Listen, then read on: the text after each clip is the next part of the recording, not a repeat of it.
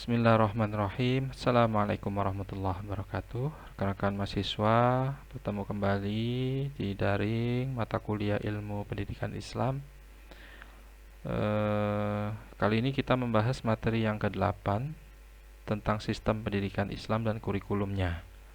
Sebelumnya kita membahas peserta didik sebagai personalia ya, peserta didik dalam pendidikan Islam itu bagaimana menyikapinya, bagaimana mengarahkannya, apa saja yang dipentingkan dalam mengelola peserta didik. Nah, sekarang kita ke sistem pendidikan Islamnya dan kurikulum.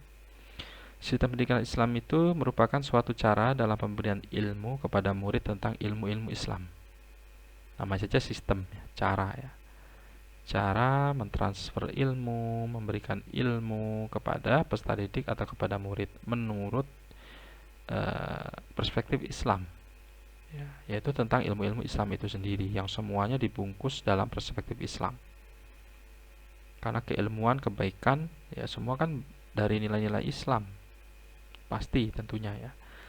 Jadi di sini ditegaskan bahwa dalam sistem pendidikan Islam hanya membahas tentang tata cara pengajaran yang diajarkan oleh Islam. Dari cara yang klasik hingga cara yang modern. Kemudian komponen sistem pendidikan Islam apa saja? Ada tujuan, ada siswa atau peserta didik, ada pendidik, ada materi. Tujuannya menurut sistem pendidikan Islam itu ya yang untuk pembinaan akhlak. Jadi kalau ada sistem ya pendidikan di lembaga pendidikan Islam atau di madrasah yang kurikulumnya, yang sistemnya yaitu tidak untuk membina akhlak, hanya untuk mengejar poin-poin akreditasi, hanya untuk mengejar yang penting jalan saja, berarti dia belum menerapkan komponen sistem pendidikan Islam. Karena tujuannya, orientasinya dalam pendidikan Islam, sistemnya itu ya terutama dan paling utama adalah untuk pembinaan akhlak. Kemudian untuk menyiapkan peserta didik untuk hidup di dunia dan akhirat. Moderat jadinya ya. Bisa menyeimbangi antara duniawi dan ukhrawi. Di dunia ini untuk mencari bekal hidup kelak yang selamanya ya, yang abadi di ukhrawi. Bekalnya dari dunia ini yang sementara ini ya. Penguasaan ilmu dan keterampilan bekerja dalam masyarakat. Nah, ini juga penting untuk kembali lagi ke masyarakat. Kita ini endingnya semua akan kembali ke masyarakat ya, membina dan dibina oleh masyarakat, menciptakan masyarakat yang islami, yang baik ya, nanti mati didoakan oleh masyarakat, dikubur, dikafani, disolati oleh masyarakat. Jadi jangan semena-mena dengan masyarakat yang dianggap mempunyai ilmu untuk membina masyarakat, kemudian diminta ya harus mau ya. Nah, ciptakan kegiatan-kegiatan positif, kebiasaan-kebiasaan yang baik di masyarakat. Itu akan kembali kepada diri kita sendiri, akan kembali kepada keluarga kita sendiri, anak-anak kita sendiri. Tuh. Kemudian komponen yang kedua adalah siswa, peserta didik. Harus ada komponen ini ya. Tidak ada peserta didik, tidak ada siswanya, tidak ada pendidikan, tidak ada gurunya, terus bagaimana objek subjeknya? Kemudian materi ya, materi ilmu pengetahuan filosofi dan intelektual. Ada ilmu logika, fisika, medis, pertanian, metafisika, serta ilmu yang berkaitan dengan kuantitas. Ya, ilmu pemahaman filosofis berarti ya, hakikat. Bagaimana mengutamakan nalar akal manusia tapi juga tidak terjebak oleh tuntutan akal manusia itu sendiri, tetap dalam pedoman Al-Quran dan As-Sunnah. Ya, kemudian ilmu-ilmu dasar ya, pengetahuan pertanian, berhitung dan sebagainya. Kemudian ilmu-ilmu pengetahuan yang disampaikan, transmitted science, terdiri dari ilmu Al-Quran, tafsir, tajwid, ilmu hadis, ilmu fikih, teologi, ilmu ketuhanan, bahasa. Nah, itu keseimbangan antara ilmu umum dan ilmu agama. Lanjutannya lingkungan pendidikan, yaitu lingkungan keluarga, sekolah, masyarakat, dan media. Nah, ini media ini sekarang teori baru menjadi lingkungan yang keempat. Ya, orang atau anak di dalam kamar ngadep laptop, ngadep HP Android, ngadep HP smartphone-nya, ya media lah ya, sebagai media mencari informasi. Ya, keluar-keluar sudah bisa buat bom, sudah bisa buat sesuatu, ya, sudah tercemar, eh, apa namanya, tercuci otaknya gitu ya, karena yang dihadapi tiap hari sering dia melihat medianya itu saja gitu ya. Nah, jadi media sekarang menjadi lingkungan pendidikan juga. Jadi hati-hati yang sudah punya putra putri, diawasi, diberi waktu untuk bermedianya, untuk bermedsosnya, untuk main HP-nya, arahkan, awasi. Ya, kalau tidak, ya mereka belum tahu ya, belum mengerti, belum bisa memilih mana yang baik untuknya, mana yang tidak. Alat pendidikan, komponen pendidikan selanjutnya, alatnya seperti apa, metode itu juga termasuk alat. Apakah metode belajar mengajar sudah pas, sudah tepat? Hardware atau satprasnya lengkap atau tidak? Menunjang untuk mengasah kemampuan, untuk mengasah bakat minat peserta didik siswanya atau tidak? Nah, kalau satpras sudah oke, hardware-nya sudah oke, software-nya bagaimana? Kemampuan atau cara guru-gurunya bagaimana? Ya, profesional atau tidak? Memenuhi 4 komponen standar menjadi pendidik guru atau tidak? Ya, pedagogis, pedagogis, eh, profesional, kepribadian, sosial. Itu 4 kompetensi guru. Kemudian prinsip metode pendidikan Islam, niat dan orientasi. Ya, segala sesuatu itu semua innamal a'malu niat, dari niat. Ya, niat. Jadi niatnya apa dalam menegakkan, dalam mengamalkan pendidikan ini.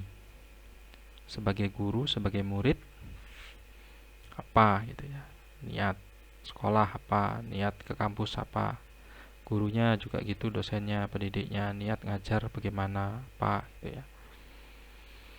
Kemudian keterpaduan, ya, integratif tauhid tadi itu, antara iman, ilmu, amal, iman, Islam, ihsan. Jadi iman sesuai dengan keimanan, kadar keimanan seseorang itu sesuai dengan ilmu yang didapat untuk memahami iman itu, maka akan diterapkan kepada amal. Ya, diterapkan, diimplementasikan, itu namanya amal. Kemudian imannya baik, keimanan itu berasalkan dari Islam, maka akan menjadi ihsan, akan menjadi manusia yang baik. Tuh. Kemudian yang ketiga, bertumpu pada kebenaran materi. Ya, jadi materi tadi sudah baik, sudah benar, apalagi materi kita, pedoman kita ya Al-Quran dan hadis, disampaikan juga dengan cara yang benar ya. Karena banyak sekarang orang menafsirkan seenak udelnya sendiri berdasarkan kepentingannya, kepentingan kelompoknya, kepentingan apa, jual, kepentingan jabatan sebagainya. Ya, itu berarti dasar niatnya juga sudah tidak benar itu ya. Seperti yang rame dulu kan Al-Maidah itu, kasusnya Gubernur Jakarta itu kan.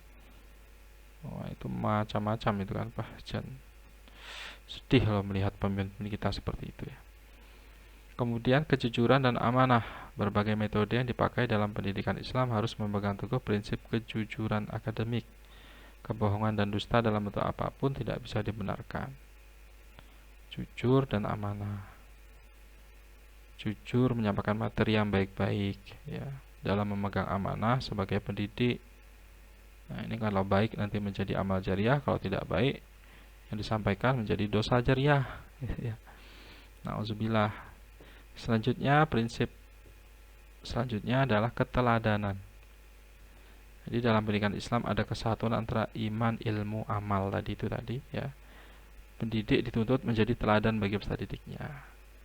Kita sudah beriman, kita selaku pendidik dianggap orang yang berilmu, kemudian kok tidak diterapkan dalam keseharian, amal keseharian, berarti tidak bisa memberi teladan. Padahal itu dilihat dan ditiru oleh murid sesuai dengan usia dan kemampuan akal tadi ya. semester 1, semester 7 itu aja sudah beda gitu ya. Kelas sekolah dasar, menengah pertama itu sudah beda gitu ya. Proporsional ya, proporsional, memberikan hukuman, memberikan reward, memberikan penghargaan, menegakkan disiplin, ya itu harus proporsional. Semuanya harus disesuaikan. Tadi itu dilihat latar belakangnya dulu, kenapa si anak ini terlambat, kenapa si anak ini jarang menyelesaikan PR. Nah, ditelusuri dulu, jangan langsung diberi punishment, diberi hukuman.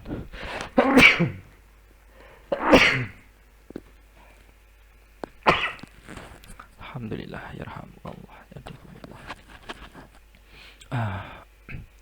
Tuh ya, prinsip metode pendidikan Islam ya, berniat pertama, kemudian terpadu, terintegrasi antara ilmu umum dan ilmu agama, kemudian bertumbuh kepada kebenaran materi.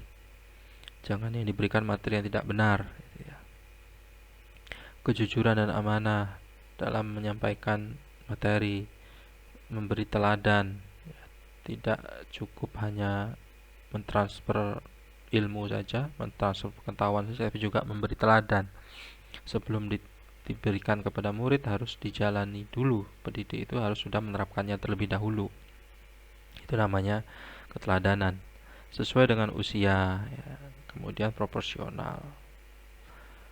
Kurikulum pendidikan Islam adalah bahan-bahan pendidikan Islam berupa kegiatan, pengetahuan, dan pengalaman yang dengan sengaja dan sistematis diberikan kepada anak didik dalam rangka mencapai tujuan pendidikan Islam.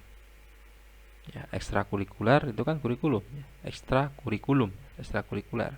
Ada co-kurikuler, ada kurikulum inti. Tuh. Prinsip kurikulum pendidikan Islam yang berorientasi pada tujuan. Al-umur bimaqasidiha, segala sesuatu didasarkan pada niatnya apa.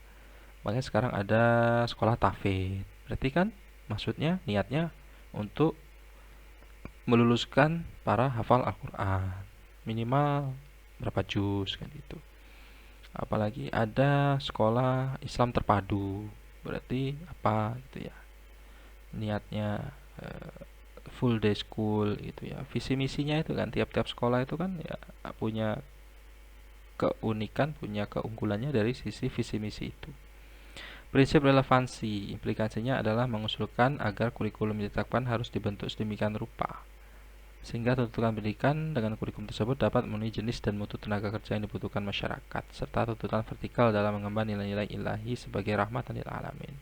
Relevan, jadi antara duniawi dan ukhrawi, antara ilmu umum, ilmu agama itu juga harus seimbang.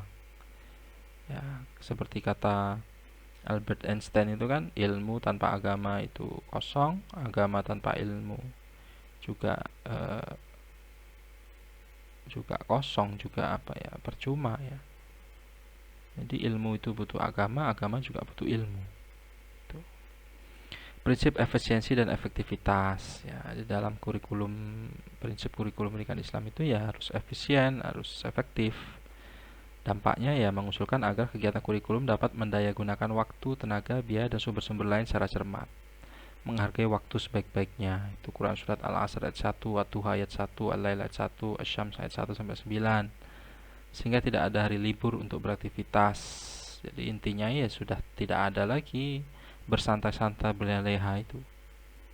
Ya. Semua dimanage dengan baik. Baik tidak seorang ditentukan oleh nilai kerjanya, pemanfaatan harta. Nah, jadi efektif dan efisien. Ya. Nah, ada sekolah yang mampu meluluskan misalnya hafal Quran 30 juz dengan waktu 6 bulan saja gitu. Selain memang bakat, minat dari muridnya, juga pasti ada kurikulum metode yang diterapkan. Kenapa kok berbeda dengan sekolah yang lain gitu misalnya ya. Nah, itu yang membedakan. Oke, silakan teman-teman siswa dari sistem pendidikan Islam dan kurikulum ini. Jika ada yang masih belum dipahami, silakan ditanyakan di Google Classroom. Saya akhiri, wassalamualaikum warahmatullahi wabarakatuh.